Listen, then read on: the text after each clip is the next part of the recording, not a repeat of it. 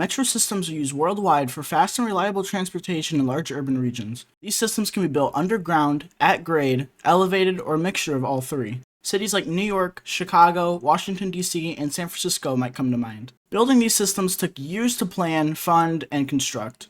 Cities like Washington, D.C. built their system from just one plan, while New York's is a conglomeration of multiple private systems combined together. Either way, these systems are an integral part to the cities that they serve. With being such an integral system for a city, many have designed plans to build a full metro system. Many of these plans, such as Washington, D.C. and Atlanta, were almost fully constructed. But what about the plans that never worked out? I'm going to take a look at 3 cities in the United States that made plans for a metro system that were either partially built or never even constructed. I'll first look at these plans and what would have been built if they were fully realized. Then I'll look at the current transit network and if any of these plans inspired any of the routes after it. Finally, I'll take my best guess as to what these systems might look like today if they were ever constructed. Alright, with that out of the way, let's get straight into the plans.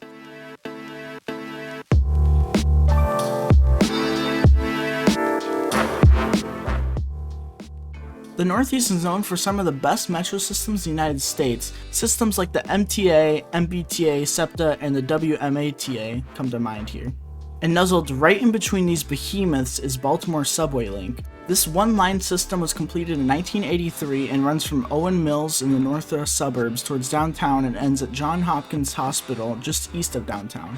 Baltimore also built a light rail line from its far northern suburbs through downtown and branches off at the Thurgood Marshall Airport and Cromwell.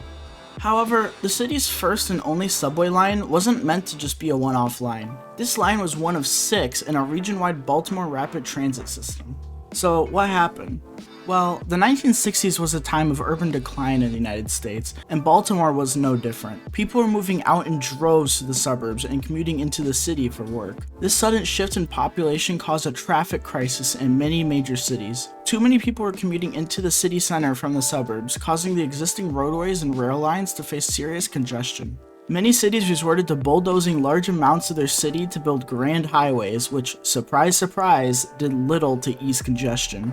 However, Baltimore's southern neighbor Washington was taking a different approach. The city made a comprehensive plan for a subway system covering the entire city, which focused on branching out from the city center to bring people out of their cars. Metro is giving people a whole new way to get around. For many, an alternative to this. To this. To this. To this. The City Council of Baltimore favored this idea and appointed a commission to draw a plan for the city. This report called for the construction of a 71-mile system of 6 lines and 63 stations. These lines were the northwest line to Randallstown, a western line to Catonsville, a southern line branching to the Baltimore-Washington Airport and Marley, a southeastern line branching to Sparrows Point and Essex, a northeastern line to Perry Hall, and a northern line to Timonium. Each of these lines would converge at Charles Point in downtown. Although these plans called for 6 separate routes, this would presumably get turned into 3 lines, with 2 going from east to west, while the other would go from north to south. Both the city council and state legislature approved this plan and created the Maryland Transportation Authority to oversee and operate the construction once completed. With this plan set into motion, construction began on the extensive system, which would go on to serve millions of riders annually. Just kidding, like most good transit plans, politics and NIMBYs had to ruin it. By 1971, a new plan was drafted, only to include the northwest and southern half of the 1965 plan. And even with this drastic cutback, the southern line was ultimately cut out of the plan due to NIMBY meddling. By 1983, only the slightly altered northwest section from Charles Point to Reisterstown Plaza existed. Extensions north to Owing Mills was completed 4 years later in 1987, and an extension from Charles Point to Johns Hopkins Hospital was completed in 1995. The 1965 plan would be used again in the late 80s to plan a light rail route, taking inspiration from the north and south lines and running where the Metro line would have been had it been constructed. Another light rail route known as the Red Line was proposed to act as an east-west connector to the city. However, in 2015 this project was scrapped. But there's still hope as the project was revived just last year in June of 2023. If the full metro system were to be built from the original 1965 plan, it would be the 5th longest system in the United States, ahead of MARTA and just behind the CTA. It would also be the 5th in station count, ahead of MBTA's 53 and behind SEPTA's 75 stations. This system would be on par with metros such as Boston, Atlanta, and Philadelphia. However, much like the existing metro in Baltimore, along with other metros built in the 70s, maintenance would have most likely been a large issue across the entire system. Hopefully, Baltimore gets to see a semblance of a modern metro system, whether it be from a light rail or a full metro system.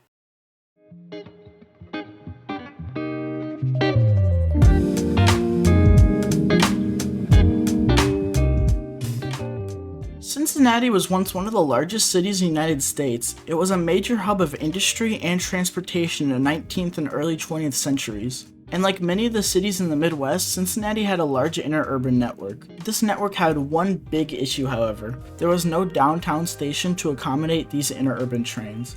Even worse is that these trains had to use non-standard track gauges. The standard for North America is 4 feet 8.5 inches, but tracks in downtown had to use 5 feet 2.5 inch gauges. This meant that interurbans had to either terminate outside of downtown or use tracks where much slower streetcars would share the track with it. This caused extensive congestions for both the interurbans and streetcars, along with the streets on which they ran. One of the solutions for this problem was to build a subway using standard gauges to host all of these interurbans together. It would connect the interurbans terminating outside of the city and the ones going into the city in a single city-wide system. It would solve congestion on the streets and allowed all the interurbans to finally reach downtown quickly. Costs to the system would be cut dramatically as the subway would use the then abandoned Miami and Erie Canal, which was built over and drained in the late 1800s, leaving a large tunnel which would only need modest repairs. In 1916, the city council approved the subway loop for $6 million, which would be $163 million today. Construction was set to start in 1917, but if you know anything about history, one of the deadliest wars in human history was currently raging at this point, and the United States just joined in. This halted all construction of the subway for the next 3 years as resources needed to be utilized elsewhere, like for tanks and planes and whatever this thing is. Construction wouldn't start up again until 1920 when the price for the project had doubled.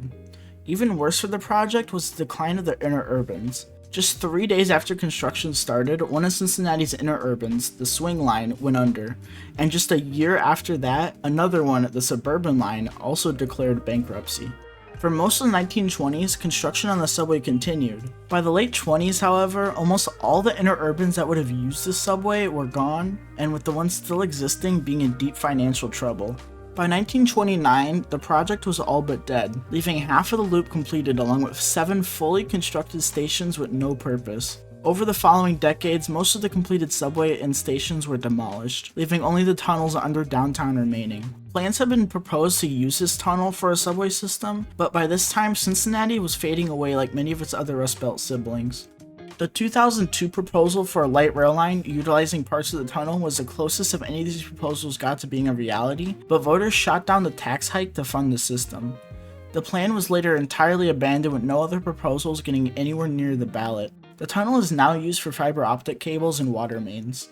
It's hard to tell what would have happened to the subway had it been completed. The interurbans would likely still have gone under given their financial issues. The system would probably be turned into a metro at some point, but it's pretty unlikely that any other extensions would be added due to the cost and the decline of the city through the latter half of the 20th century.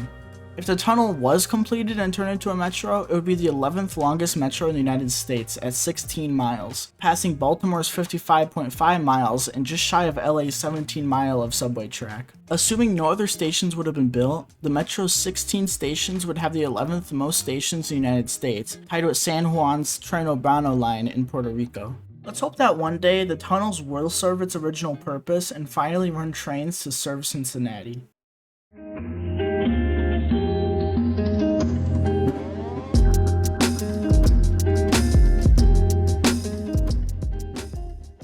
Detroit, the city of architecture and home of the automobile, is what you would have said in the early 20th century.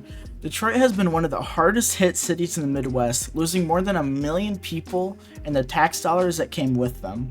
But back in the 1910s and 20s, Detroit was seen as one of the manufacturing and cultural hubs of the Midwest. With cars slowly but surely becoming more than just a toy for the wealthy, auto manufacturers set up large factories for the ever-increasing demands for automobiles. With this industrial growth, the population grew as well, more than doubling from 450,000 people in 1910 to almost a million in 1920. With the massive growth of the city, it was proposed to build an elevated metro system similar to New York and Chicago. This plan made in 1918 called for 4 lines: the Woodward line from Atwater to Lincoln Avenue far outside the city, the Fort and Jefferson line from Dix to Alter, the Jos-Camboo, Grand, and Livernois line from Fort Livernois to 7 Mile, and the Michigan Grand River line, which branched off at Miller and Dexter in the southwest to Lincoln Road and Gratiot in the northeast. This system would be around 58 miles with 88 stops, and if this system were to exist today, it would be the 5th longest metro in the United States, behind Chicago and ahead of MARTA. It would be 4th in total number of stations, behind Washington and ahead of SEPTA. So, what happened to this plan? Well, at the time, Detroit did have a large streetcar and interurban network. However, this entire network was owned by the single company, the Detroit United Railway. Well, the mayor at the time was a former Ford executive named James Cowzen, and absolutely despised the company. With the 1918 plan calling for integration with the Detroit United Railway, the mayor just couldn't have it and vetoed the bill. This veto could have been overruled by the city council, but just one vote kept the veto in place, killing the proposed system.